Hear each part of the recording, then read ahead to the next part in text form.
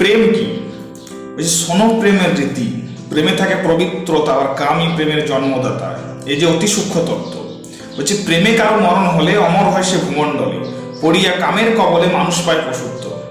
প্রথম হলে দেহ দর্শন, হতেই পারে তাতে আকর্ষণ। কাম পিপাসে অধিক মিলন, প্রেম যায় ছাড়ে খারে। যেমন জলকে সবাই জীবন বলে, কেউ চেনা জল না হলে সেই জলেই প্লাবন এলে ওতেই মানুষ মরে।